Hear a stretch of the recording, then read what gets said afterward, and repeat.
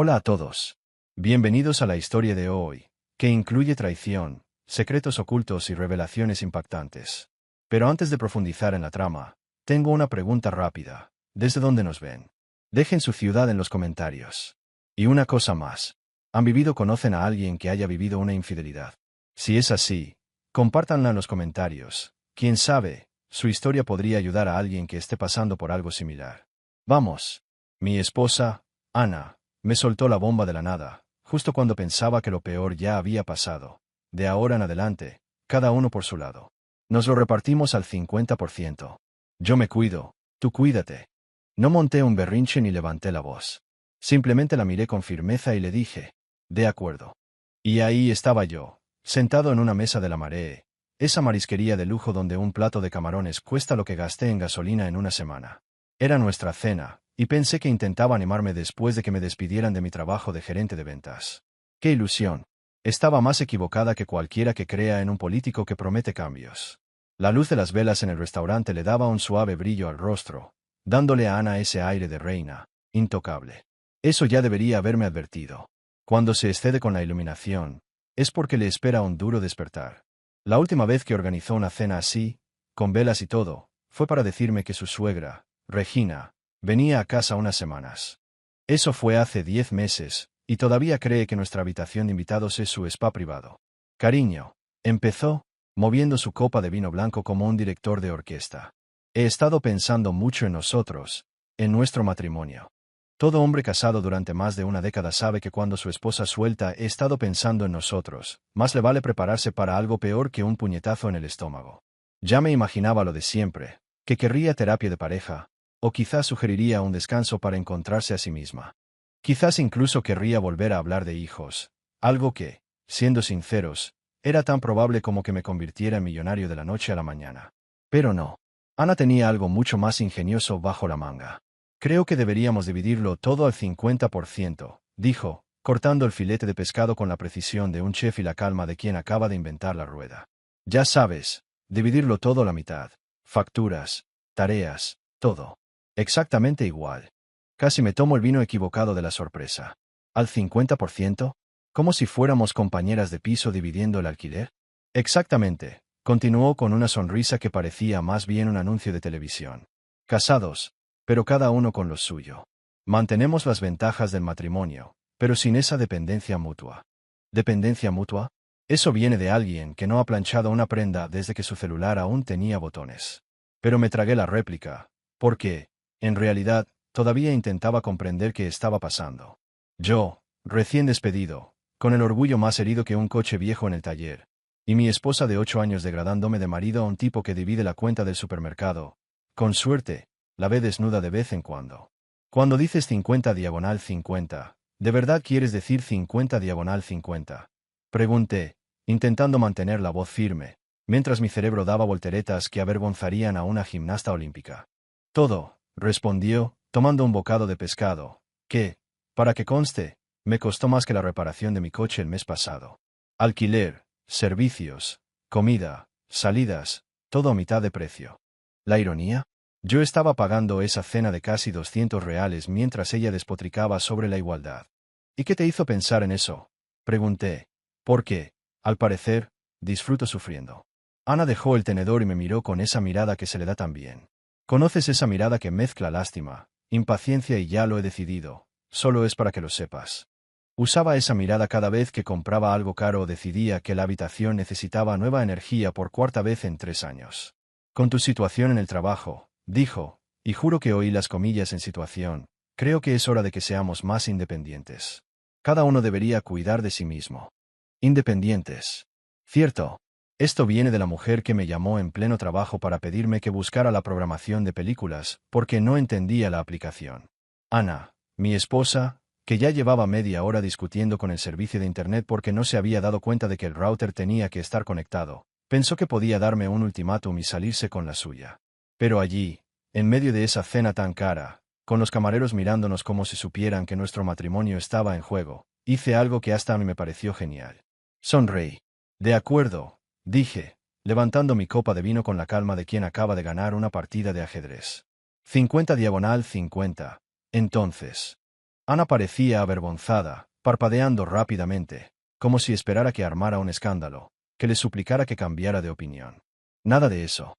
Hice como si hubiera sugerido cambiar el restaurante del sábado por un bar. De acuerdo, repitió con cierta desconfianza, como si hubiera accedido a donar un riñón sin pestañear. Me parece justo, ¿no? Es una sociedad igualitaria, añadí, tomando un sorbo de vino, que de repente supo a venganza. Mientras decía vale, mi cabeza ya daba vueltas, tramando lo que yo llamaba el plan maestro de la venganza silenciosa. Si Ana quería jugar a ese juego de compañeros de piso casados, yo iba a ser el compañero de piso más correcto que jamás había visto. ¿Quería un 50/50? Bueno, iba a tener un 50/50 hasta que no pudiera más. El resto de la cena transcurrió en una extraña burbuja, con Ana hablando de su día en la consultora de redes sociales, donde básicamente gana dinero enseñando a las empresas a publicar fotos monas en Instagram. Yo, mientras tanto, hacía cálculos mentales, la mitad del alquiler, la mitad de la luz, la mitad de la compra, incluso la comida para nuestro Golden Retriever. Max, que vivía feliz, pensando que tenía dos padres cariñosos, no dos adultos a punto de convertirse en enemigos de dormitorio. Llegamos a casa, a nuestro carísimo apartamento en Leblon, y Ana me miraba de reojo, como si esperara que explotara en cualquier momento. Pero yo solo le di un beso de buenas noches, como si nada hubiera cambiado. Porque, en el fondo, nada había cambiado. Seguíamos casados, compartiendo la misma cama, el mismo baño, la misma rutina que a veces parecía más una cadena que un matrimonio. La diferencia, ahora teníamos reglas. Reglas claras. Y a los 52, si algo he aprendido, es que se me da de maravilla seguir las reglas, sobre todo cuando seguir cada coma vuelve loco a alguien. A la mañana siguiente, me desperté a mi hora habitual, las 6:30. Pero en lugar de saltar de la cama para prepararle a Ana el café perfecto, 2 cucharadas de azúcar y leche de almendras calentada a exactamente 75 grados, porque 70 grados es agua sucia y 80 grados es fuego líquido, hice algo diferente. Me quedé en la cama. Allí tumbado, escuchando los sonidos de nuestra rutina matutina, pero ahora como un hombre que paga la mitad de la cuenta, no como el marido que se esfuerza tanto por complacer. La ducha abierta, la mitad de la factura del agua. El secador zumbando durante 20 minutos. Hola, la factura de la luz.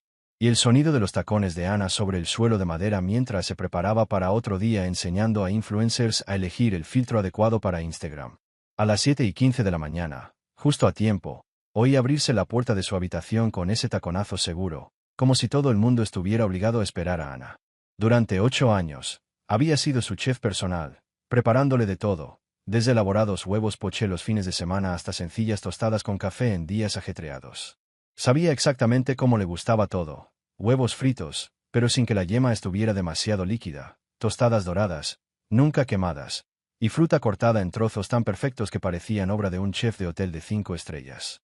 Pero hoy era el primer día de la era del 50/50. Oí sus tacones resonando por el pasillo y luego deteniéndose de repente en la puerta de la cocina. El silencio que siguió fue tan denso que podía sentir su cerebro tratando de dar sentido a lo que veía. O mejor dicho, a lo que Ñola observaba.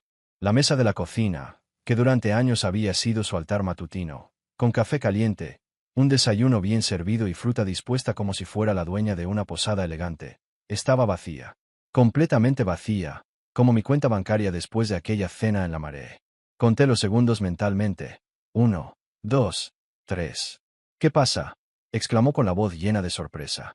Me levanté de la cama, me puse mi vieja bata, esa que, según ella, parecía la ropa de un abuelo jubilado y que debía tirar, y entré a la cocina con calma, como si tuviera todo el tiempo del mundo. Ana estaba allí, de pie en medio de la cocina, con aspecto de acabar de enterarse de que su restaurante favorito había cerrado. Ya estaba lista para ir a trabajar, con una blusa de seda que debía de costar más que la llanta nueva de mi coche, unos pantalones que parecían de un diseñador famoso y tacones que podrían haber atravesado el suelo. Llevaba el pelo perfecto, el maquillaje impecable, y miraba fijamente la mesa vacía como si la propia mesa la hubiera traicionado. ¿Dónde está mi café?, preguntó con tono firme y audaz. Abrí la nevera, cogí un vaso de zumo de naranja y me serví uno. Muy despacio, como saboreando cada segundo. ¿Café? Ah, seguro que está en la cafetería de la esquina, respondí con calma. Tu pedido habitual está ahí, a tu nombre. Latte de almendras, 2 shots de vainilla, bien caliente. Abrió la boca, la cerró y la volvió a abrir, como un pez intentando respirar fuera del agua. ¿De qué hablas? Dijo, ya un poco irritada. ¿Te acuerdas de ayer? Repliqué, tomando un sorbo de jugo. Un trato 50/50. Creía que incluía café, comida, ese tipo de cosas. Si quieres café, prepáralo. O pídelo en la cafetería de la esquina. El barista es un profesional, no quema los granos. La mirada que me dirigió podría haber derretido el cemento. «Estás bromeando, ¿verdad?», preguntó, cruzándose de brazos. «Yo. Es broma», respondí, señalando mi bata gastada y mi pelo revuelto. «Voy más en serio que nunca. Igualdad de responsabilidades, ¿no?». Me miró fijamente, como si decidiera si gritar, llorar o llamar a un abogado. Luego se dio la vuelta y se dirigió a la cafetera, esa máquina italiana tan cara que insistía en que necesitábamos, pero que nunca usábamos porque, según ella, para eso están los maridos. Ver a Ana intentar manejarla era como ver a alguien intentar arreglar un coche con un destornillador. Presionaba botones, giraba cosas, y la máquina emitía ruidos irritados, como si se sintiera ofendida por su audacia. «¿Cómo haces que funcione esto?», preguntó, mirándome como si yo fuera el culpable de que no supiera encenderlo. «Hay un manual», respondí, sentándome en la silla de la cocina con cara de estar viendo una tele. «Seguro que está en ese cajón. O búscalo en Google. El número de modelo está escrito en la parte de atrás». Ana abrió el cajón de la cocina con tanta fuerza que los cubiertos hicieron un ruido fuerte, como si buscara un tesoro perdido. Sus uñas, siempre perfectas, casi sufrían mientras rebuscaba entre viejos manuales, menús de comida para llevar y pilas que probablemente ya no funcionaban. Pude ver una vena latiendo en su frente, clara señal de que su paciencia se estaba agotando. Mientras tanto, a través de la ventana de la cocina, noté movimiento. El señor Manuel, el vecino de 70 años, un ex mecánico que arreglaba coches con cables y buena voluntad, fingía regar las plantas del balcón. El anciano tenía buen ojo para el drama ajeno, como si fuera un pasatiempo desde su jubilación. Manuel me vio, levantó su taza de café en un brindis silencioso e incluso me guiñó un ojo, como animándome. Casi me río, pero mantuve la cara seria y le devolví el saludo. Mientras tanto, Ana encontró el manual de la cafetera y lo hojeó con la energía de quien intenta descifrar un código secreto. La máquina pitó irritada, como si juzgara su falta de habilidad. «Esto es ridículo», se quejó, presionando botones como si desactivara una bomba. «No tengo tiempo para esto. Tengo una reunión a las 9 de la mañana». «Sí», dije, mirando mi teléfono con calma, como si mi única preocupación fuera elegir entre café y jugo. «Hay mucho tráfico en Barra hoy. Mejor planea con tiempo». Me fulminó con la mirada, de esa forma que te hace sentir que has cometido un error solo por existir. Entonces, como si se diera cuenta de que dominar la cafetera no era lo suyo, Ana agarró su bolso, se miró el pelo en el reflejo de la tostadora, porque, claro, irse con un solo mechón despeinado era impensable, y se dirigió a la puerta. «Vale», dijo, con ese tono que dejaba claro que nada iba bien. «Me tomo un café de camino al trabajo». «Buena idea», respondí, con un entusiasmo que sabía que me irritaría. «Ay, Ana, solo una cosa. Si vas a usar algo de la nevera para desayunar, deberíamos crear un sistema, ¿sabes? Como una hoja de cálculo para dividir los gastos. ¿Quién usa qué? ¿Cuánto cuesta? Quizá incluso una revisión mensual». Se detuvo con la mano en el pomo de la puerta, con los hombros temblando como si estuviera a punto de darse la vuelta y mandarme a un sitio realmente feo. Pero respiró hondo, contuvo la ira y se fue. La puerta se cerró de golpe, tan fuerte que las ventanas temblaron, y sus tacones resonaron por el pasillo hasta el ascensor. Cuando oí el timbre del ascensor, se hizo un bendito silencio. Terminé mi zumo, saludé a Manuel, que seguía allí, regando las mismas 3 plantas con la sonrisa de quien disfruta del espectáculo, y empecé a prepararme el desayuno.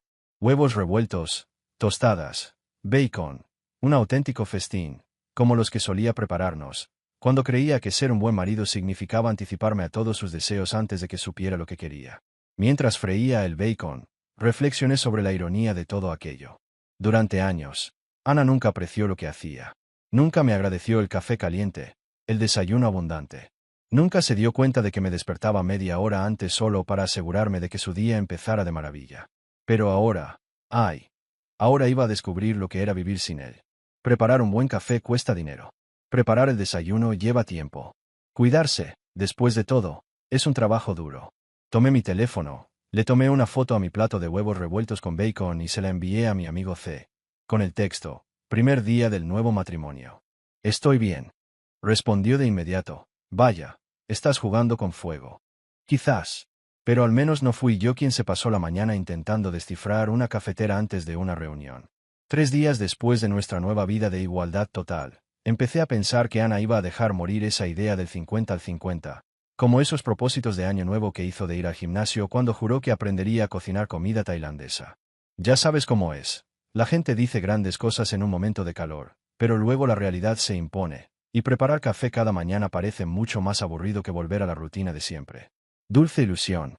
Debería haber sabido que algo grande se avecinaba al llegar a casa, después de otro día de mi rutina de desempleada. Enviando currículums, siendo rechazada por empresas que ni siquiera quería y viendo demasiada televisión por la tarde. Allí estaba Ana, sentada a la mesa del comedor, con el portátil abierto, con el aspecto de una ejecutiva a punto de cerrar un trato millonario. Papeles esparcidos por todas partes, suficientes para ponerle los pelos de punta a cualquier contable. Levantó la vista cuando entré, y juro que había un brillo en ella, ese brillo que tienen las mujeres cuando deciden cambiar sus vidas por completo sin preguntarte nada. Era la misma mirada que tenía cuando decidió remodelar el baño, o cuando anunció que solo comeríamos alimentos orgánicos, o cuando me convenció de que Max necesitaba un baño profesional cada mes porque es parte de nuestra imagen. Llegas justo a tiempo, dijo, señalando la silla frente a ella, como si yo fuera un empleado llamado a la oficina del jefe para explicar por qué los objetivos del trimestre se habían ido al traste. Tenemos que hablar. Tiré las llaves sobre la mesa e intenté interpretar su expresión. Después de 8 años de matrimonio, conocía los estados de ánimo de Ana como la palma de mi mano, pero este era nuevo. Parecía una mezcla entre empresaria y maestra de escuela preparatoria intentando explicar la importancia de las fracciones en la vida. ¿Sobre qué? Pregunté, aunque ya me imaginaba lo que se avecinaba. Nuestro acuerdo, respondió, girando la laptop hacia mí. Pensé en simplificar las cosas. Y ahí estaba, una hoja de cálculo tan detallada que parecía de museo. Arriba, en letras grandes y negritas, decía plan de eficiencia para el hogar. Debajo, una tabla que dividía nuestras vidas en columnas, subcolumnas y lo que parecían fórmulas matemáticas que me daban dolor de cabeza. Me incliné para ver mejor y casi me caigo de la silla. No era solo una división al 50%. Era un análisis completo de nuestras vidas, como si nuestra casa fuera un negocio que necesitaba un plan de reestructuración. Dios mío, Ana, dije, bajando la pantalla y viendo pestañas y pestañas de datos. Contrataste a un asesor para esto. Lo hice yo misma, respondió, con un orgullo que sonaba como si acabara de inventar la cura para algo. Ayer pasé el día analizando nuestros gastos de los últimos 6 meses. Clasifiqué todo y calculé la distribución ideal de responsabilidades financieras. Distribución ideal de responsabilidades financieras. Hablaba de nuestro matrimonio como si fuera una línea de producción en una fábrica. Seguí revisando la hoja de cálculo, y cuanto más leía, más absurdo me parecía. Ana lo había detallado todo, hasta el último rollo de papel higiénico, con cifras de costos y tasas de uso basadas en lo que ella llamaba patrones históricos de consumo. Mira, dijo, señalando una celda con $2350. Esta es tu cuota mensual de supermercado, calculada en función de tu consumo calórico y tus preferencias dietéticas. He tenido en cuenta que tú comes más carne y yo compro más productos orgánicos, que son más caros por kilo. Miré el número, luego a ella, y de nuevo. ¿Calculaste mis calorías? Pregunté, intentando no parecer loca. Usé los datos de la app de dietas de tu teléfono, respondió, como si fuera lo más normal del mundo, y no algo que haría que alguien cambiara la contraseña del teléfono. También investigué la tasa metabólica promedio para hombres de tu edad y nivel de actividad. Nivel de actividad, lo sé. Porque, al parecer, mi actual deporte de tirarme en el sofá, enviar currículums y comer pizza fría por estrés, ahora formaba parte de nuestro presupuesto familiar. Pero había más. Ana había dividido las facturas de luz y agua en categorías que habrían hecho aplaudir a cualquier ingeniero de una compañía eléctrica. La electricidad estaba dividida en electrodomésticos, iluminación y aire acondicionado. Agua, dividida entre duchas, ropa, platos y algo que ella llamaba consumo recreativo, que, supongo, se refería a mis largas duchas cuando estaba en el fondo. Y aquí, dijo, haciendo clic en otra pestaña, es donde se pone interesante. Gastos de entretenimiento. Bajé la página y casi me ahogo. Me cobraba $19.90 por el Wi-Fi y $29.90 por Netflix, según las horas que cada uno pasaba viendo. Al parecer, controlaba nuestro tiempo frente a la pantalla como si fuera un adolescente con toque de queda. ¿Me cobras por Netflix? Pregunté, todavía incrédulo. No es una tarifa, me corrigió, con ese tono de quien explica lo obvio. Es una división justa. Yo veo más documentales y series ligeras, que usan menos ancho de banda. Tú ves partidos de fútbol y películas de acción, que usan más datos. Tiene sentido que pagues un poco más. Seguí revisando la hoja de cálculo, que parecía más un contrato comercial que un plan de boda. Había puesto precios a cosas que ni siquiera imaginaba que fueran facturables. Preparar el desayuno. $8 por taza. Comprar y planificar las comidas. $60 por semana. E incluso había una categoría llamada mantener la atmósfera del hogar, que abarcaba sus velas aromáticas, la música de fondo que insistía en poner y el esfuerzo general por hacer que el apartamento fuera acogedor. Pero lo mejor de todo fue la sección sobre Max, nuestro Golden Retriever. Calculó que pasaba el 60% del tiempo en las zonas comunes, el 25% en nuestra habitación y el 15% en el balcón. Con base en esto, dividió los gastos de comida, juguetes, atención veterinaria y baño. Y, sorprendentemente, como lo saco a pasear por las mañanas, me dio un crédito mensual de $30 para servicios de ejercicio canino. ¡Qué locura!, exclamé sin poder contenerme. Quizás no fuera la mejor respuesta, pero en serio, estaba viendo un documento que trataba nuestro matrimonio como una firma de contabilidad. No es una locura, replicó Ana, con ese tono un tanto defensivo que usa cuando cree tener razón. Es justo. Es transparente. Es exactamente lo que acordamos. 50/50, pero con cifras claras, para que no haya confusión ni resentimientos. Sin resentimientos, lo sé. Porque nada representa mejor un matrimonio saludable que cobrarle a tu marido su parte de la factura del agua, según el tiempo que pase en la ducha. Cuanto más leía la hoja de cálculo, más claro lo veía. Ana había convertido nuestro matrimonio en un juego de contabilidad tan insignificante que parecía sacado de una comedia. Había puesto precio a cada detalle de nuestras vidas, como si fuera la auditoría de una gran empresa. Era como si hubiera tomado todo lo que habíamos vivido juntos y lo hubiera aplicado a un frío análisis de coste-beneficio digno de un MBA. Mira esta parte, dijo, haciendo clic en una pestaña que parecía el final. Gastos mensuales proyectados con el nuevo sistema. Entonces la cosa se puso seria. Según sus cálculos, mi parte mensual de la casa sería de $6,250,45, lo que cubriría todo, desde el alquiler hasta mi parte del paquete de televisión por cable que nunca pedí. ¿Su parte? $6,280,50. La diferencia, dijo, provenía de gastar más en productos de belleza y mantener el apartamento a la temperatura ideal todo el año. A ver si lo entiendo, dije, reclinándome en la silla, intentando digerir la audacia de todo aquello. ¿Quieres que pague $6,250,45 al mes para vivir en el apartamento que he estado ayudando a pagar desde que nos mudamos? No me paga, me corrigió, con ese tono de quien explica lo obvio. Paga tu parte justa de los gastos de la casa. He creado una cuenta conjunta donde cada uno depositará su parte mensual, y todas las facturas se pagarán desde allí. Una cuenta conjunta. Claro, porque lo que nuestra vida necesitaba era más papeleo y burocracia. Miré la hoja de cálculo, luego a Ana, y de nuevo la hoja de cálculo. ¿Y saben qué? Me eché a reír. No una risita educada, sino una carcajada, de esas que hacían que Max levantara la cabeza de la cama, curioso por saber qué pasaba. ¿Qué tiene de gracioso?, preguntó Ana, visiblemente irritada porque no me hacía la boca agua con su genialidad. Nada, respondí, secándome los ojos. Es justo lo que necesitaba ver. Porque, en el fondo, mientras Ana se dedicaba a convertir nuestro matrimonio en un proyecto de gestión, yo estaba allí compadeciéndome de mí misma, preguntándome si quizá tenía razón con eso de la igualdad. ¿Me estaba aprovechando de ella? Debería haber hecho más. Pero esa hoja de cálculo, esa ridícula y meticulosa obra maestra, era la prueba de que no se trataba de justicia. Se trataba de control. Ana quería microgestionar nuestra vida juntos, pero que pareciera que todo era razonable. ¿Qué te parece?, preguntó, esperando que me impresionara con tanto esmero. Sí, dije, cerrando con cuidado su libreta y dedicándole mi mejor sonrisa. Me pareció genial. Su rostro se iluminó, como si le hubiera dicho que había ganado un premio. ¿En serio? Genial, respondí. Estoy tan inspirada que creo que haré mi propia hoja de cálculo, ¿sabes? Para asegurarme de llevar un registro de mis contribuciones. Esa noche, después de que Ana se acostara, completamente satisfecha con su genialidad, me senté frente a la computadora y abrí Excel. Si quería jugar a este juego de contabilidad, yo lo haría tan bien que ni siquiera entendería lo que pasaba. Titulé mi hoja de cálculo Balance matrimonial y comencé con 2 columnas sencillas: servicios gratuitos y valor de mercado. Preparación de café. $8 por taza, 365 días al año, durante 8 años. Compras y planificación de comidas. $60 por semana, 52 semanas, 8 años. Lavado de ropa.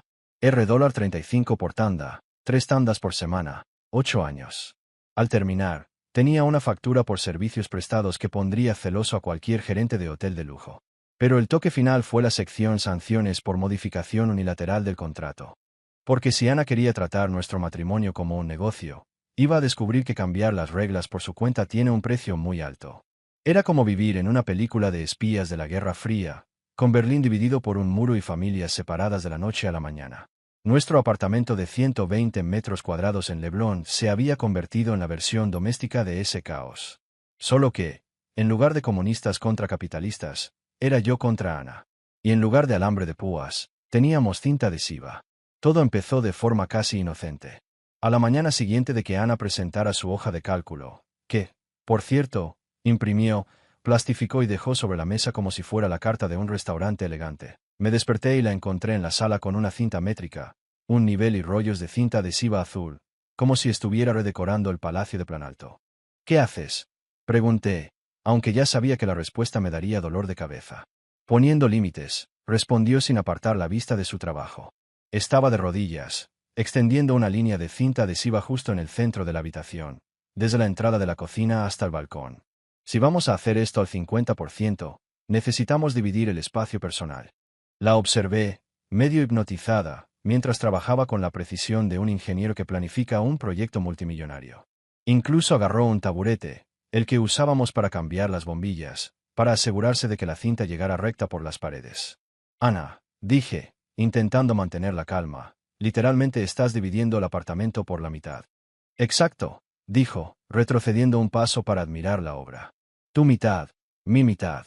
Sin confusión sobre quién se encarga de qué. Y así fue como nuestro apartamento se convirtió en el muro de Berlín del matrimonio. La división, debo admitirlo, fue matemáticamente perfecta. Ana lo midió todo, absolutamente todo.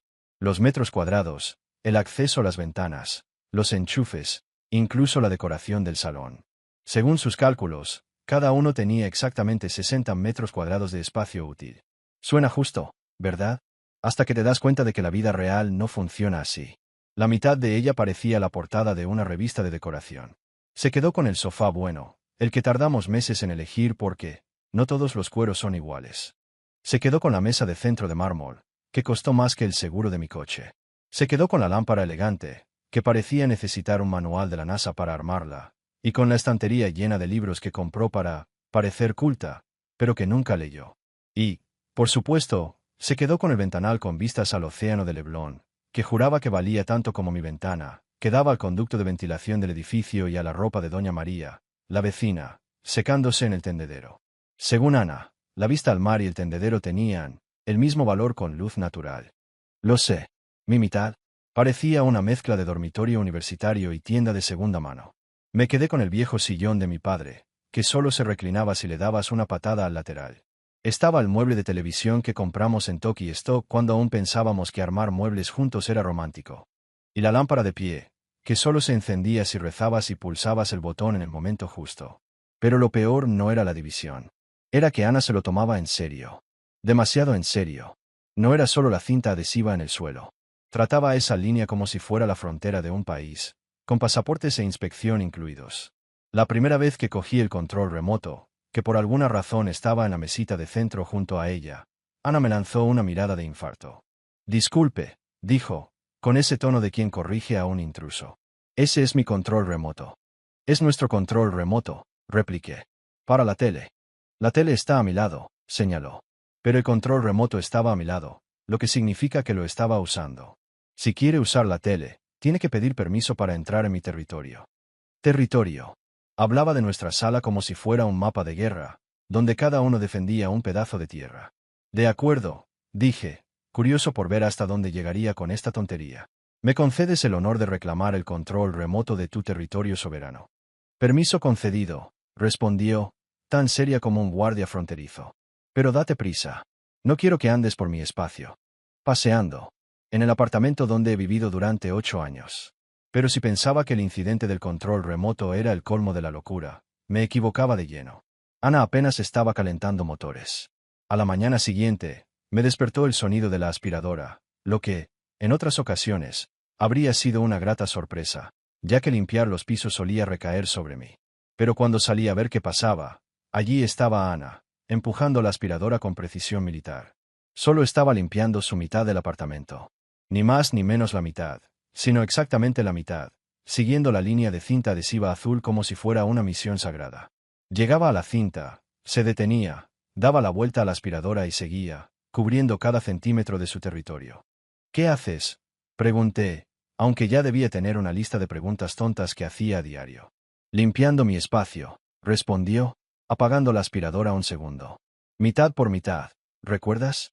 Yo me encargo de mi lado, tú del tuyo. Miré al suelo, y fue como ver un anuncio de limpieza antes y después. Su lado estaba reluciente, con las líneas de aspiración perfectas. El mío parecía como si hubiera pasado un huracán, con el pelo de Max, el polvo y las migas del refrigerio que había comido viendo fútbol unos días antes. Casi dije que era una locura, pero luego me di cuenta de que era una genialidad. Era tan mezquino. Bastante meticuloso. Comenté, intentando contener la risa. Sonrió, con esa sonrisa de quien sabe que ha ganado sin necesidad de explicaciones.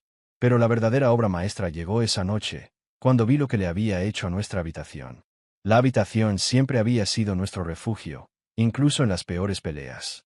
Era donde guardábamos la ropa, donde dormíamos, donde hablábamos de cualquier cosa menos de sacar la basura. Ya no. Entré y vi que Ana había extendido la cinta adhesiva justo en medio de nuestra cama quince.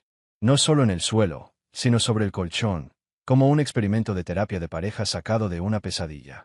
¿En serio?, pregunté, mirando la cinta. «¿En serio?», respondió, de pie en su lado de la cama, acomodando las almohadas con la precisión de una camarera de hotel de lujo. Al dormir, también hay 50/50. Este es tu lado, este es el mío. Miré mi lado de la cama, que, por la distribución de la habitación, estaba más cerca de la puerta. Esto significaba que cada vez que quería levantarme por la noche, tenía que saltarla. «¿Y si necesito ir al baño?», pregunté.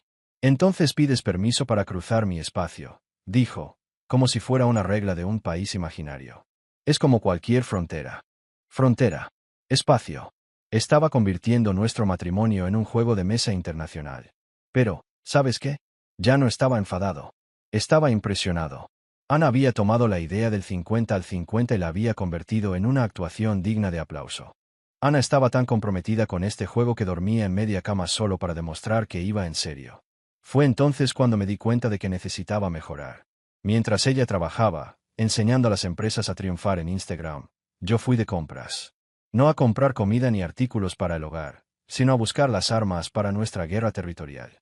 Compré una cinta métrica, rollos de cinta adhesiva roja, porque si íbamos a compartir piso, más nos valía que fuera elegante, y una etiquetadora, lo cual, confieso, me emocionó más de lo debido.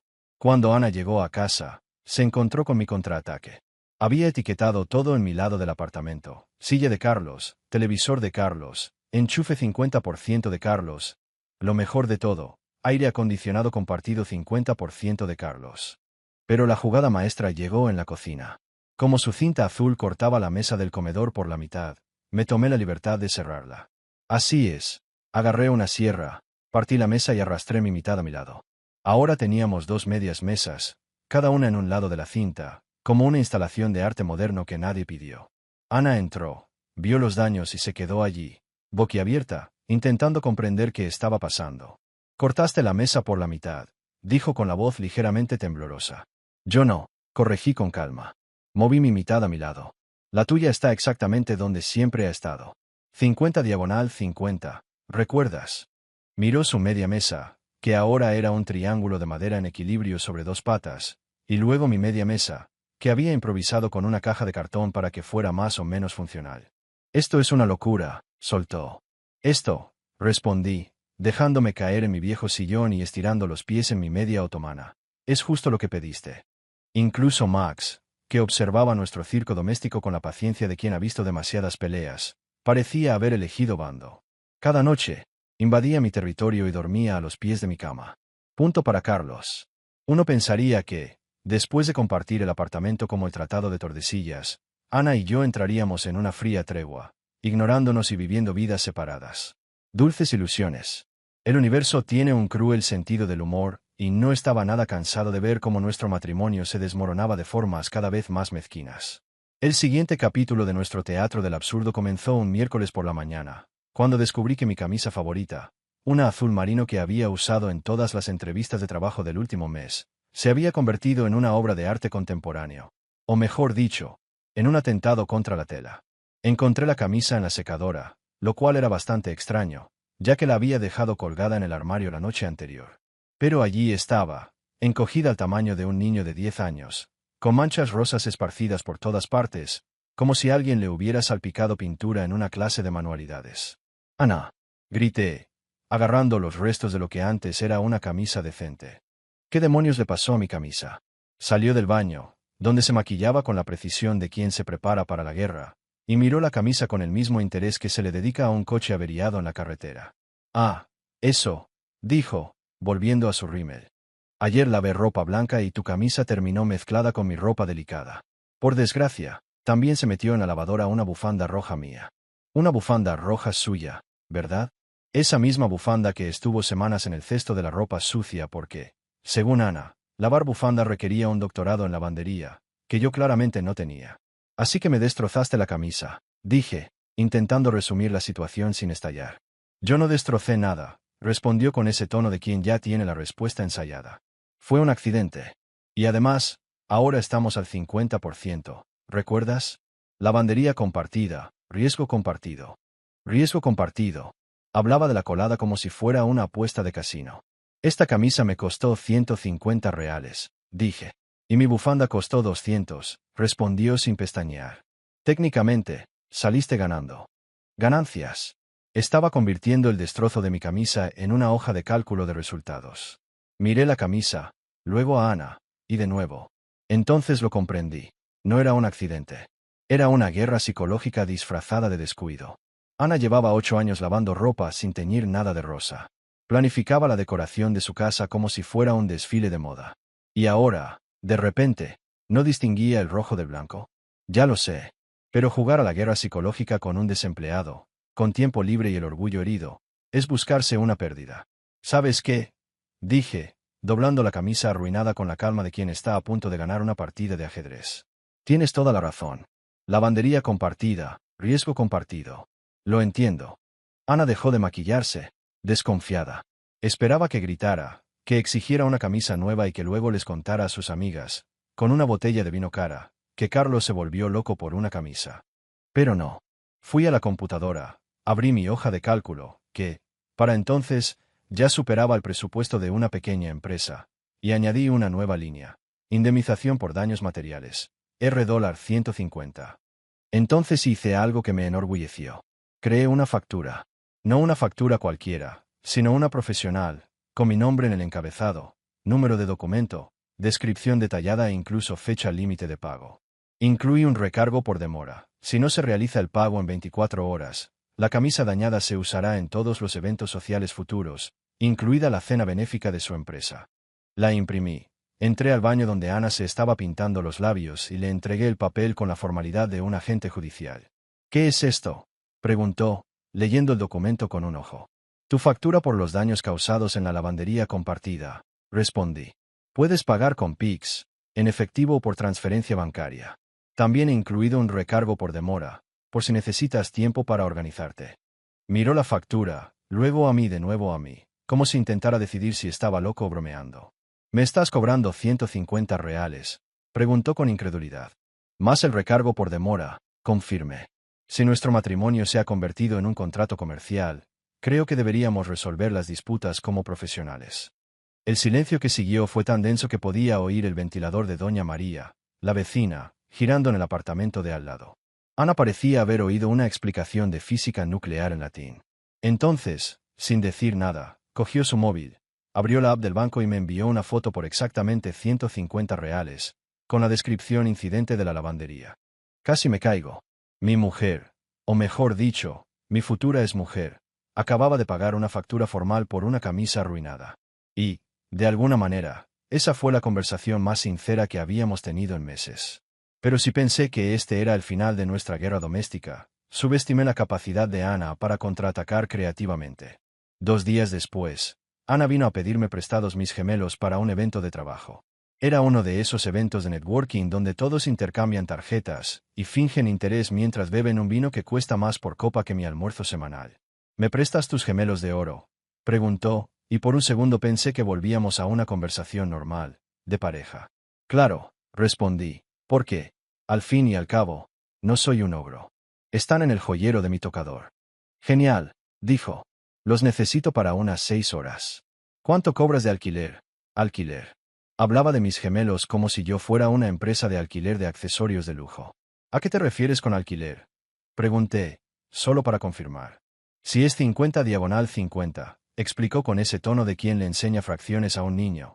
Pedir prestados objetos personales es una transacción. Necesito saber cuánto cobras. La miré fijamente durante unos 10 segundos, intentando averiguar si hablaba en serio o si me estaba poniendo a prueba. Pero Ana me miró con la expresión de quien espera un presupuesto oficial. $50, solté, porque si iba a jugar a este juego, iba a jugar de verdad. $50 por 6 horas, más un depósito de seguridad de $200, reembolsable si los gemelos regresan en perfecto estado. Y quiero una copia de tu DNI y una tarjeta de crédito registrada por si hay algún daño. Abrió la boca, la cerró, la volvió a abrir, y juro que vi el momento exacto en que se dio cuenta de que había creado un monstruo. De acuerdo, dijo finalmente. Pagaré por Pix y quiero un recibo. Un recibo. Claro, porque nuestra boda se había convertido en un torrente interminable de papeleo, con recibos y registros contables incluidos. Tomé una libreta y escribí a mano un recibo. Recibido de Ana Ribeiro. $50 por el alquiler de gemelos de oro. Duración, 6 horas. Cargo por demora, $20 por hora. Daños calculados al valor de reposición. Inmediatamente usó Pix, recogió los gemelos y se fue al evento. ¿Y saben qué? Me sentía como la reina de la montaña. $50 por 6 horas de alquiler no estaba nada mal, sobre todo considerando que esos gemelos eran un regalo de bodas de una amiga, y que hacía años que no los usaba. Lo más loco, Ana me devolvió los gemelos exactamente 6 horas después, impecables, con una solicitud formal de devolución del depósito. Incluso tomó fotos del antes y el después para asegurarse de que no fingiera daños. Esta mujer había convertido un préstamo de joyas en un trámite digno de una empresa de alquiler de coches. Gemelos devueltos según lo acordado, dijo, dejándolos en la encimera de la cocina junto con un correo electrónico impreso que indicaba la hora exacta de salida y regreso. Devolución del depósito, por favor. Inspeccioné los gemelos con la seriedad de quien evalúa una reliquia. Asentí con la cabeza y devolví los $200 por Pix. Entonces, no pude resistirme a hacer algo que me enorgulleció muchísimo. Escribí una reseña, como si fuera en iPod, 5 estrellas. Arrendatario confiable. Devolvió el artículo a tiempo y en excelentes condiciones. Lo recomiendo y volvería a alquilar. Ana se rió. La primera risa de verdad que compartíamos desde que empezó esta guerra. Por un segundo, nos sentimos como si todavía fuéramos una pareja, no dos adversarios en una red burocrática. Durante unos 30 segundos, parecía que éramos solo una pareja dejándose llevar por una pelea tonta. Entonces Ana me preguntó si quería cenar juntos, y con gusto le di la carta del restaurante japonés de la esquina, junto con una calculadora. Claro, dije. Solo dime qué vas a pedir para que dividamos la cuenta a partes iguales. Y no olvides los impuestos y la propina. No voy a pagar tus rollitos de salmón. Las risas que habíamos compartido antes se apagaron rápidamente después de eso. Más tarde, mientras actualizaba mi hoja de cálculo con las transacciones del día, me di cuenta de algo curioso. En la última semana, habíamos hablado con más sinceridad que en los últimos 6 meses. Bueno, todo era pura transacción, un poco loco, pero al menos no había pretensiones. Ya no fingía ser feliz, ni que éramos la pareja perfecta, y desde luego no fingía que nuestro matrimonio fuera nada más que 2 personas que aprendieron a dividir las cuentas como nadie, pero olvidaron dividir el resto. De una forma retorcida, fue casi liberador, como admitir por fin que tu bar favorito ya no es el mismo, en lugar de insistir en que la cerveza sigue estando buena solo porque tienes buenos recuerdos de allí. Cerré mi portátil, miré a Max, que estaba despatarrado en mi mitad del sofá como si fuera el dueño de Leblon, y pensé que al día siguiente llegaría otra ronda de absurdos en nuestra guerra fría doméstica. No podía esperar. Pero debería haber sabido que nuestro circo de mezquindades no se quedaría dentro de las paredes del apartamento. La noticia acabaría filtrándose. Y cuando lo hizo, llegó en forma del huracán Regina, la madre de Ana, una fuerza de la naturaleza disfrazada de mujer de 65 años que usaba collares de perlas como armadura y la culpa como porra. Regina era el tipo de suegra que podía hacer que cualquier hombre reconsiderara sus decisiones vitales. Tenía ese don de hacerte sentir un fracaso con solo mirarte el pelo despeinado. Llevaba 8 años lidiando con sus comentarios, esos que cortan como un cuchillo, pero con una sonrisa educada. Desde que empecé a salir con Ana, he aprendido a manejar su estilo con la cautela de quien desactiva una bomba sin manual. Pero, al parecer, nuestro acuerdo al 50/50 había llegado a sus oídos, probablemente a través de esa red secreta que usan madres e hijas para intercambiar chismes más rápido que WhatsApp. Era jueves por la mañana, y estaba en mi mitad de la sala, comiendo cereales que había comprado con mi propio dinero y hecho con mi propio sudor, cuando oí el taconeo de Regina en el pasillo. Era inconfundible, como la cuenta atrás de un apocalipsis doméstico. Tenía la llave del apartamento, claro, porque Ana se la había dado para emergencias años atrás, y Regina creía que cualquier cosa, desde una uña rota hasta una discusión matrimonial, era una emergencia. La puerta se abrió con la fuerza de quien se cree dueño del lugar, y allí estaba ella, entrando como si fuera a inspeccionar un cuartel militar. Regina llevaba uno de esos trajes azul marino con botones dorados que debieron costar más que mi seguro de desempleo, y el collar de perlas que parecía gritar «Soy mejor que tú». Carlos, dijo, y la sola forma en que pronunció mi nombre sonó a acusación. Tenemos que hablar. El problema con Regina es que nunca le caí bien.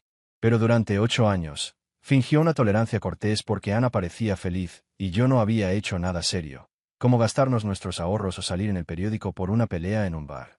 Me quité los guantes del ring y Regina me miraba como si le hubiera tirado café caliente en la cara al Papa.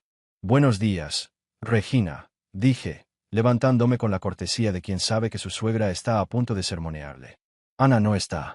Está en el trabajo. No vine a ver a Ana, dijo, sentada en la silla frente a mí con el aire de quien preside una asamblea. Vine a hablar contigo. Quiero saber qué clase de hombre hace que su esposa le pague el café. Así que Ana le contó a su madre los detalles de nuestra Guerra Fría. Debería haberlo previsto, pero, no sé, pensé que nuestra disputa matrimonial se quedaría entre nosotros. El tipo de hombre que cree en la igualdad, respondí, lo cual era cierto y, además, le hizo un ligero tic en el ojo, como si hubiera pisado una mina.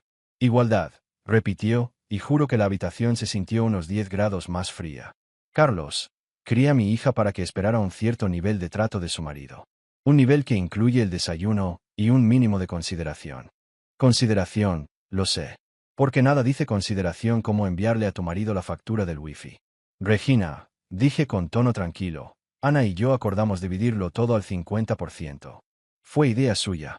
Fue idea suya porque perdiste tu trabajo y ella intenta mantenerte, espetó Regina, sin piedad.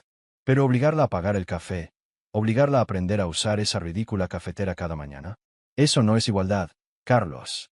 Es castigo. Miré a Regina, con su traje de diseñador y el bolso agarrado como un chaleco antibalas. Y me di cuenta de que realmente creía que Ana era la víctima. En su mente, su hija sufría por prepararse su propio café porque su marido desempleado había perdido la cabeza.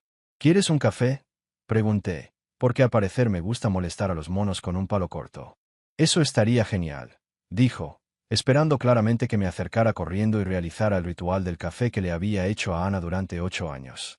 En cambio, fui a mi portátil, abrí la hoja de cálculo y empecé a escribir. ¿Qué estás haciendo?, preguntó Regina, sin parecer preparada para lo que venía. Calculando la tarifa de servicio al cliente, respondí sin apartar la vista de la pantalla. El café cuesta $8 por taza. Más la tarifa de visitante no residente. A ver. Total $12. ¿Pagas con Pix o en efectivo? El silencio que siguió fue tan denso que podía oír el rabo de Max golpeando contra su cama en el dormitorio. Levanté la vista y vi a Regina mirándome fijamente como si le hubiera anunciado que vendía el apartamento para hacerme monje. ¿Me cobras el café?, preguntó, en ese tono bajo y peligroso que usan las suegras cuando están a punto de destrozarte con palabras. Cobro por el servicio de preparación del café, corregí.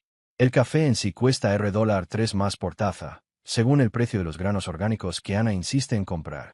Tomé la copia plastificada de las reglas del hogar que Ana me había presentado como si fuera la Biblia y señalé la sección 4.3, tarifas para huéspedes. Como pueden ver, continué, con cara de explicar un contrato de Internet, todos los huéspedes pagan por los servicios y comodidades.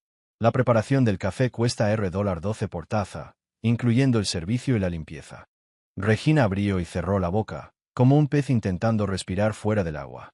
Miró el documento, luego a mí, y de nuevo a mí, como si decidiera si valía la pena desheredarme en ese mismo instante. Los guantes estaban en el suelo, y Regina me miraba como si hubiera derramado vino tinto sobre su alfombra persa. Buenos días, Regina, dije, de pie con la cautela de quien sabe que está a punto de enfrentarse a un huracán. Ana está en el trabajo. No vine a ver a Ana, dijo, sentándose con la autoridad de quien preside un tribunal. Vine a hablar contigo. ¿Qué clase de hombre hace que su mujer le pague el café? Así que Ana se había sincerado con su madre. Debería haberlo pensado mejor, pero pensé que nuestra guerra doméstica se quedaría entre nosotras. El tipo de hombre que cree en la igualdad, respondí, sabiendo que le haría un tic en el ojo. Y así fue. Igualdad, repitió, y la habitación pareció congelarse. Carlos, crié a mi hija para que esperara un mínimo de respeto de su marido. Eso incluye el desayuno y un poco de consideración. Consideración, lo sé. Porque enviar una factura por Netflix es el colmo de la cortesía. Regina, dije, manteniendo la calma. Ana quería dividirlo todo al 50%. Fue idea suya. Idea suya porque perdiste tu trabajo y ella te mantiene, espetó Regina. Pero obligarla a pagar el café, obligarla a usar esa cafetera infernal todas las mañanas. Eso no es igualdad, Carlos. Es un castigo. Miré a Regina, con su traje impecable y su bolso aferrado como un escudo. De verdad creía que Ana era la víctima, sufriendo por tener que prepararse su propio café por culpa de un marido desempleado y desequilibrado. ¿Quieres un café?, pregunté, porque, al parecer, me gusta bromear. Sería genial, dijo, esperando que saliera corriendo a realizar el ritual del café que le había hecho a Ana durante años. En cambio, abrí mi portátil y empecé a escribir. ¿Qué haces?, preguntó con recelo. Calculando la tarifa de servicio al cliente, respondí sin apartar la vista de la pantalla. Preparación de café, $8 por taza. Tarifa de cliente, $4. Total, $12. Fotos o efectivo. El silencio era tan denso que podía oír a Max revolcándose en su cama en el dormitorio. Regina me miró como si hubiera anunciado que vendía el apartamento para convertirme en gurú de la meditación. ¿Me cobras el café?, preguntó, con ese tono que usan las suegras cuando están a punto de desheredarte. Por la preparación, corregí. El café cuesta $3 adicionales, por los granos orgánicos que Ana insiste en comprar.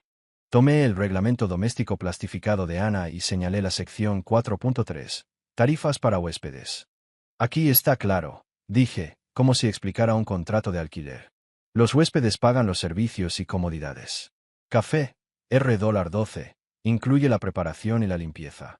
Regina abrió y cerró la boca, como un pez atrapado en una red. Se acercó a la cinta adhesiva que cruzaba la habitación, observándola como si fuera un crimen contra la humanidad. ¿Qué es eso?, preguntó.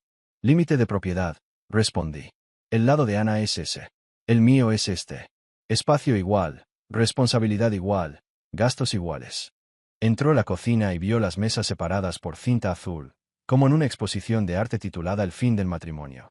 Cortaste la mesa por la mitad, dijo con la voz llena de incredulidad. Moví mi mitad a un lado, corregí. 50/50, ¿recuerdas? Regina me miró con una mezcla de asombro, fascinación, juro, un toque de respeto. ¿Y Ana aceptó esto?, preguntó. Ana lo inventó, respondí. La hoja de cálculo, la división, las tarifas, todo fue idea suya. Yo solo sigo las reglas. Le entregué el plan de eficiencia del hogar plastificado de Ana, con tablas y cálculos que harían llorar de emoción a un contador. Regina empezó a leer, y su rostro pasó de la confusión a la comprensión, hasta que casi se rió. Cobró por Netflix, dije incrédulo. Uso proporcional, basado en el ancho de banda y las horas de uso, confirmé. Y el wifi se divide según el uso individual. Regina siguió leyendo, y pude ver el conflicto en sus ojos, el instinto de proteger a su hija de la diversión que le causaba el absurdo que Ana había creado. Es lo más ridículo que he visto en mi vida, dijo finalmente. Es la relación más honesta que hemos tenido en años, repliqué.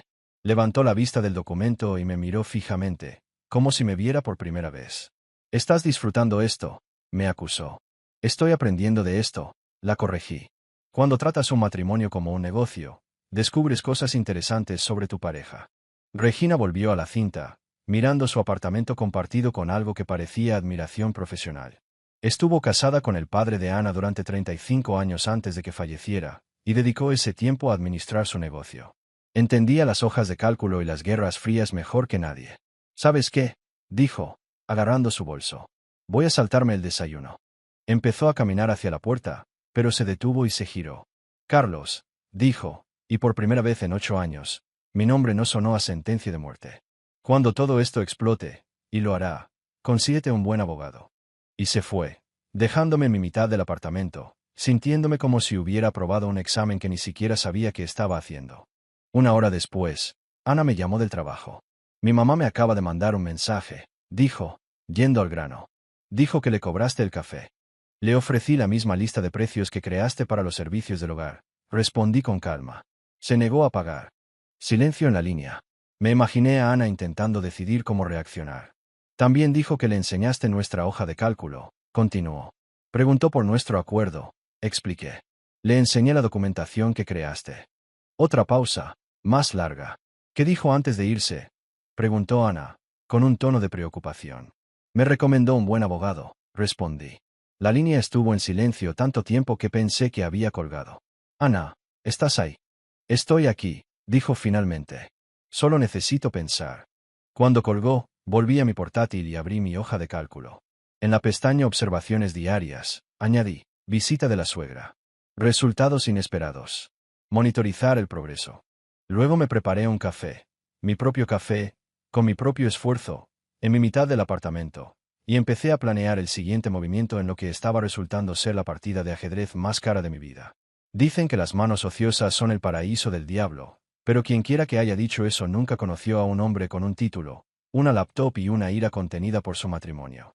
Mientras Ana estaba en su agencia, enseñando a influencers de 20 años a fingir autenticidad en redes sociales, descubrí que el desempleo podría ser el mayor activo en mi carrera creativa. Todo empezó por accidente. Después de la visita de Regina y su críptica advertencia sobre los abogados, tenía más tiempo libre de lo habitual. Ya había enviado mis currículums diarios a empresas que nunca me llamarían, había dado 2 vueltas a la manzana con Max y había reorganizado mi mitad del apartamento tantas veces que podría haberme convertido en decoradora. Fue entonces cuando di con una mina de oro. Estaba navegando en un foro en línea, de esos donde la gente comparte historias de relaciones desastrosas, y encontré un hilo titulado, ¿qué es lo más cruel que ha hecho tu ex? Las historias eran épicas. Estaba la mujer que le cambió el azúcar a su ex por sal antes de una reunión importante. El hombre que cambió su contraseña de Netflix justo durante el final de la serie favorita de su ex. Una pareja que compitió por un puesto en Mercado Libre como si fuera una subasta de arte. Y entonces lo comprendí. Estaba viviendo una telenovela lista para Internet. Todos creen que quieren leer historias de éxito, pero lo que realmente buscan es drama. Quieren asomarse al caos de la vida ajena, sentirse mejor con sus propias luchas viendo cómo se derrumban los matrimonios de otros. Y vaya si me lo pasé genial compartiendo.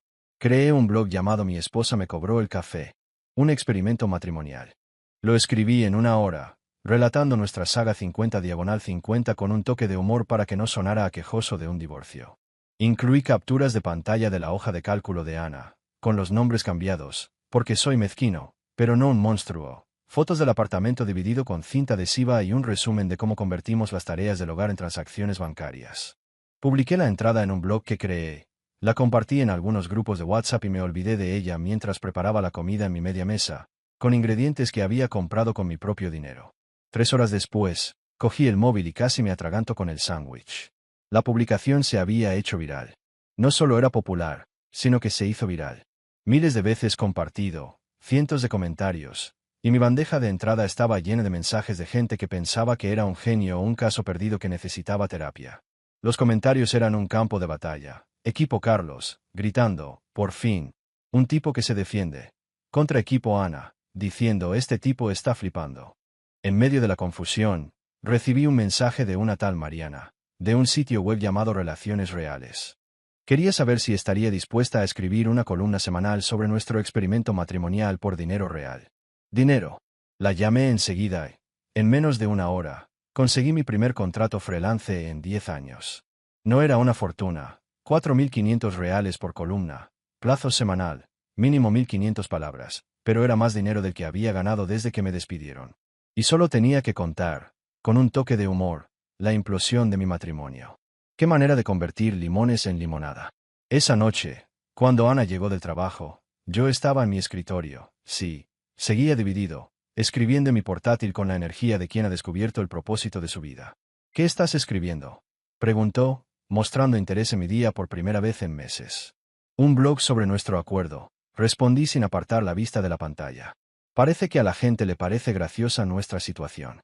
Miró por encima de mi hombro, un error fatal, y vio el borrador de mi segunda columna, la hoja de cálculo del caos, cuando tu esposa trata el matrimonio como un negocio. Vi cómo su rostro experimentaba una montaña rusa de emociones, confusión, sorpresa, ira y quizás un toque de admiración. Estás escribiendo sobre nosotros, dijo. Sobre mí, corregí. Mi experiencia con nuestro acuerdo. Nombres cambiados, para proteger a los inocentes. No hay nada de inocente en esto, replicó, señalando su portátil. Te estás burlando de mí en línea. Me estoy burlando de la situación, dije. Hay una diferencia. Y como escribir es trabajo, y lo dividimos todo al 50%, deberías pagarme la mitad del tiempo que le dedico. Su mirada podría haber atravesado el hormigón, pero no discutió la lógica. Una pequeña victoria para mí. ¿Cuántas personas leen esto?, preguntó. ¿La primera publicación? Unas 20.000 hasta ahora, respondí, refrescando la página. Y acabo de firmar un contrato para escribir una columna semanal para una página de citas. $4.500 a la semana. No pude ocultar el orgullo en mi voz. Parece que hay un mercado enorme para historias de parejas que se volvieron locas. Ana se quedó mirando la pantalla, donde desconocidos diseccionaban nuestras vidas como en un reality show. Esto es una locura, dijo finalmente. Son ingresos, corregí. Lo que significa que contribuiré más a las facturas. De hecho, si esta columna triunfa, quizá pague mi mitad del alquiler sin depender del seguro de desempleo. Eso le llamó la atención. A pesar de toda su charla sobre igualdad, Ana era práctica, y la idea de que yo aportara dinero a la casa, en lugar de simplemente desviar el seguro de desempleo, claramente le conmovió. ¿Sobre qué escribes?, preguntó Ana, con un tono que mezclaba curiosidad y sospecha. De todo, respondí. La hoja de cálculo, la cinta adhesiva, las facturas, la visita de tu madre ayer. Todo es material. La visita de mi madre, repitió, casi ahogándose. Excelente contenido, dije. Los lectores se volvieron locos con lo de cobrarle el café. Un tipo dijo que va a empezar a cobrarles el wifi a sus suegros cuando vengan. Le enseñé algunos comentarios en mi teléfono, y a pesar de todo, vi que leía con creciente interés. Hay algo adictivo en ver a desconocidos diseccionar tu vida, incluso cuando te critican. Mira este, dije, señalando un comentario de alguien llamado Casado y Cansado. Por fin, alguien que entiende que el matrimonio no se trata de que una persona lo haga todo mientras la otra lo disfruta. Y continué, desplazándome. Se lo enseñé a mi esposo, y ahora lava su propia ropa por primera vez en 15 años. Gracias por la inspiración. Ana leyó más comentarios, y pude ver cómo le daba vueltas la cabeza. Se estaba dando cuenta de que nuestras travesuras se habían convertido en una telenovela que miles de personas veían, viviendo dramas similares en sus propios matrimonios. Están tomando partido, observó. Sí, respondí. Como un 60% de mi lado, pero hay un grupo fuerte en el equipo Ana que te considera una heroína por exigir igualdad. Continuó revisando los comentarios, con el rostro oscilando entre la sorpresa, la ira y algo que parecía divertido. Este dice que soy una mujer moderna que no acepta la explotación, leyó. Y este me llama el marido más malo de la historia, repliqué. Estoy un poco orgullosa, ¿sabes? Pasamos la siguiente hora leyendo los comentarios juntos, y sin duda fue la interacción más civilizada que habíamos tenido en meses. Se sentía extraño conectar con desconocidos juzgando nuestro matrimonio en decadencia, pero era más genuino que cualquier conversación que habíamos tenido en el último año. ¿Y ahora qué pasa?, preguntó finalmente. Ahora escribo sobre lo que surja, respondí. La columna es semanal, así que necesito material nuevo cada 7 días. Por suerte, vivir contigo es una mina de oro. Se rió. Una risa de verdad, una que nos pilló desprevenidos.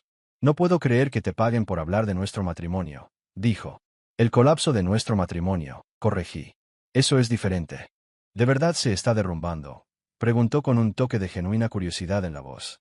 No lo sé, respondí con sinceridad. Pero sea lo que sea, está teniendo buena audiencia. A la mañana siguiente, me desperté y vi que mi segunda columna había tenido aún más éxito que la primera. Mi bandeja de entrada estaba a rebosar.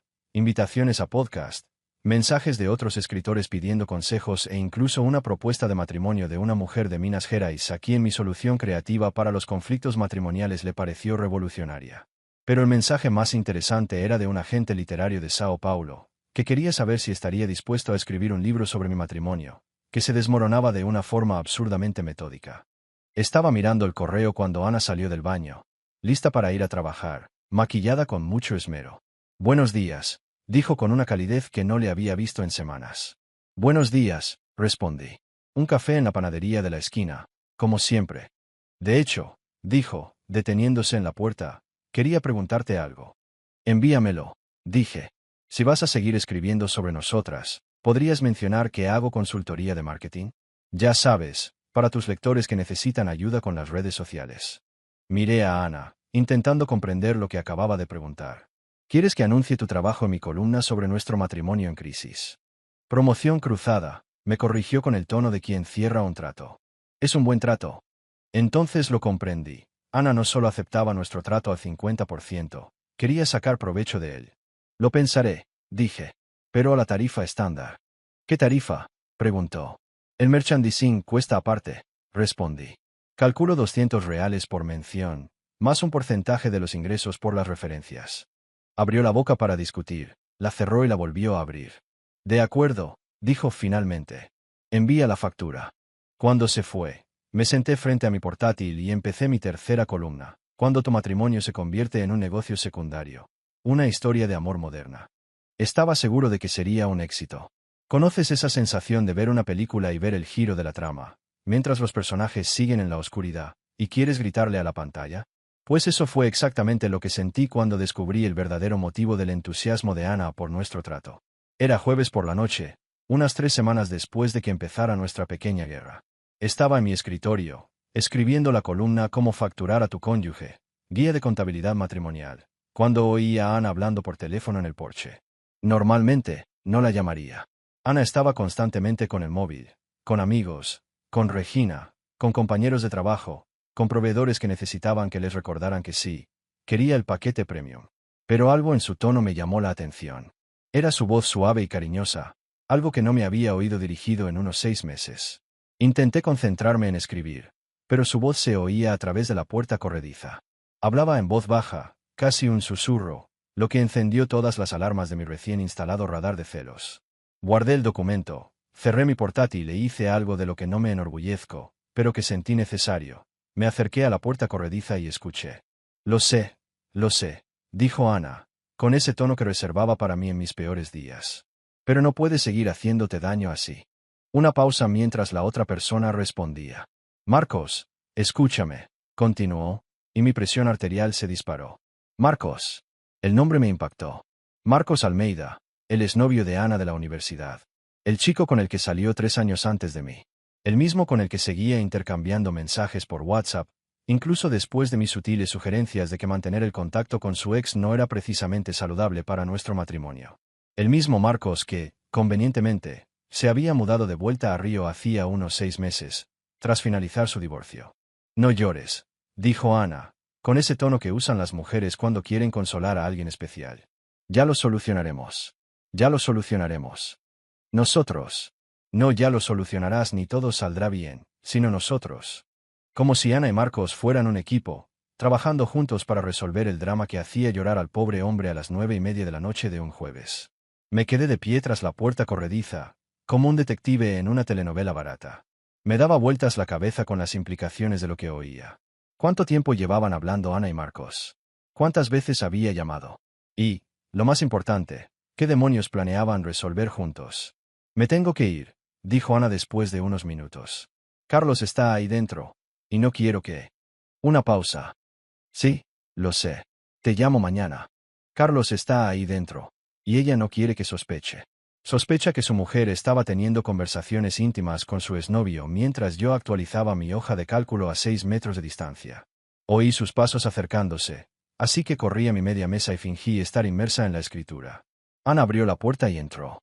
Sentí que me observaba un segundo antes de dirigirse a la cocina. ¿Qué tal va el artículo?, preguntó con una voz tan normal que parecía que no acababa de consolar a otro chico por teléfono. Genial, respondí sin levantar la vista. Estoy escribiendo sobre la confianza en los matrimonios modernos. Es fascinante. Juro que la oí tragar saliva, pero Ana no dijo nada. Se sirvió un vaso de agua, se despidió y se fue a la cama, como si fuera una noche más en nuestro circo doméstico. Me quedé mirando mi portátil durante 2 horas más, sin escribir nada, solo pensando en Marcos e intentando reconstruir una cronología de cuando nuestro matrimonio empezó a desmoronarse. El acuerdo 50/50 de repente cobró sentido. No se trataba de igualdad. Se trataba de distancia. Ana estaba desenredando nuestras vidas, tanto financiera como emocionalmente, para facilitar su salida. La hoja de cálculo, la cinta adhesiva, las facturas. No era justicia, era estrategia.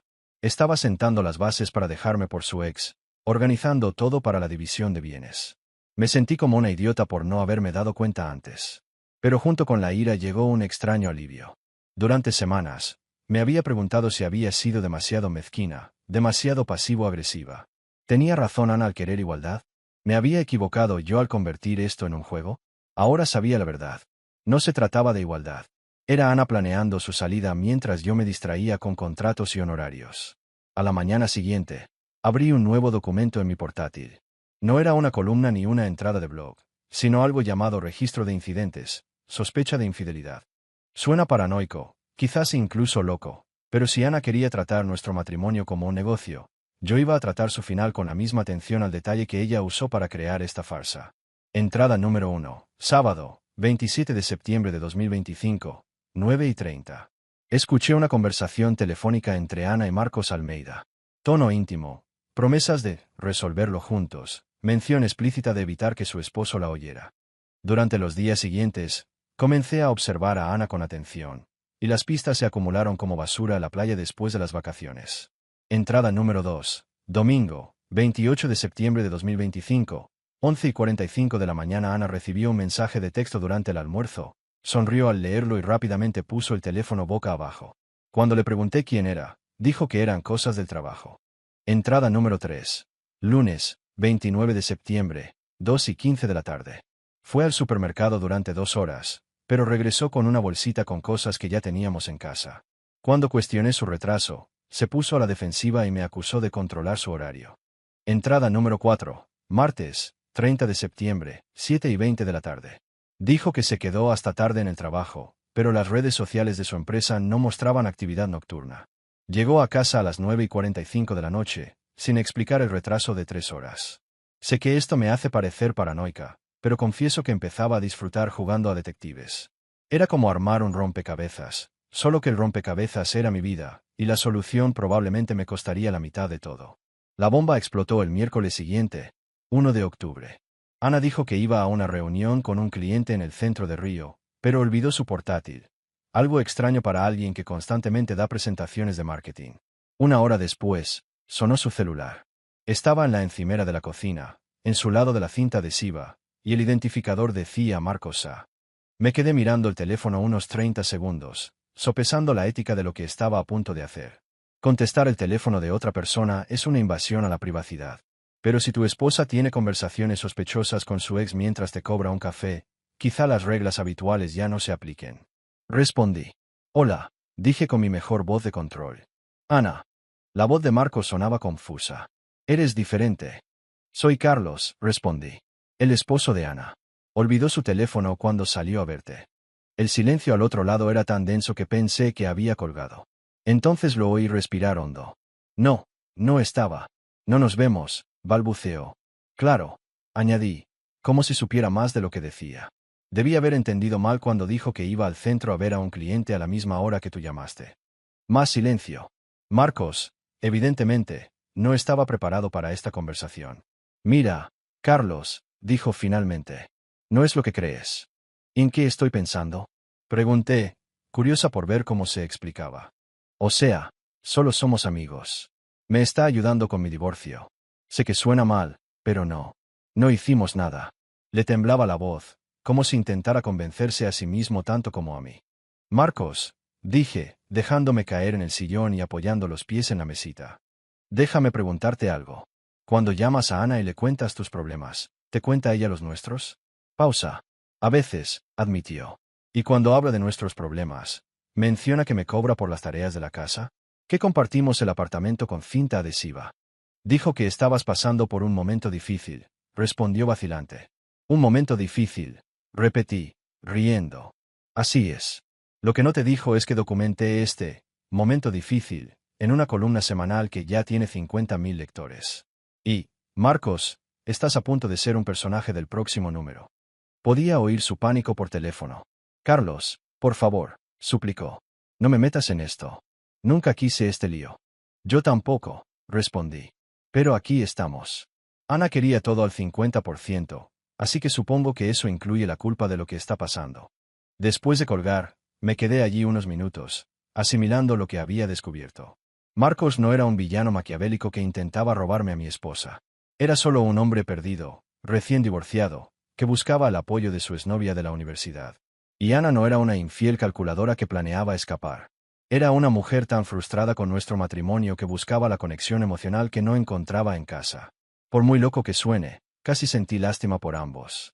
Cuando Ana llegó 2 horas después, yo estaba en mi portátil, escribiendo mi nueva columna.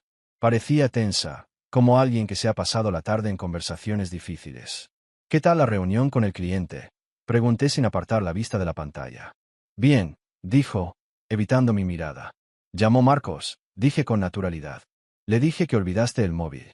Se detuvo en medio de quitarse el abrigo, paralizada. Contestaste mi teléfono. Contesté el nuestro, corregí. 50 y 50, ¿recuerdas? Eso incluye el móvil. Me miró fijamente un rato, probablemente intentando calcular cuánto sabía y la magnitud del problema. Carlos, dijo finalmente, ¿puedo explicarlo? Seguro que sí, respondí, sin dejar de escribir. Pero guarda esto para los abogados. Creo que los necesitaremos pronto. Esa noche, agregué una última entrada a mi registro de incidentes. Entrada número 7, miércoles, 1 de octubre de 2025, 3:30. Contacto directo con Marcos Almeida confirmado. Incidente emocional documentado. Recomiendo pasar a la segunda fase de la estrategia de salida.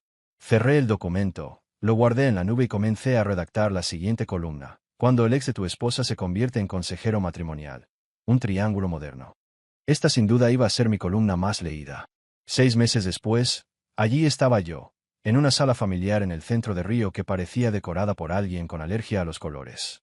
Las luces fluorescentes zumbaban como un refrigerador roto, y el aire acondicionado desprendía ese olor a decepción mezclado con desinfectante. Ana estaba al otro lado del pasillo con su abogado, un pez gordo llamado Eduardo Méndez, que cobraba más por hora de lo que yo ganaba en una semana. El tipo parecía sacado de una telenovela, traje a medida, canas caras y una confianza que solo se logra ganando casos para quienes tienen dinero de sobra. A mi lado estaba el doctor Paulo Ferreira, un defensor público convertido en abogado de divorcios que aceptó representarme tras leer mi blog y decir que era el caso más entretenido de sus 20 años de carrera. Paulo vestía un traje de épocas pasadas, llevaba un maletín que parecía haber sobrevivido a una inundación y tenía un encanto ligeramente desaliñado que daba esperanzas de un milagro improbable. Señoría, comenzó Eduardo, con el tono teatral de quien ensaya para Globo. Mi cliente sufrió meses de abuso psicológico disfrazado de responsabilidad financiera.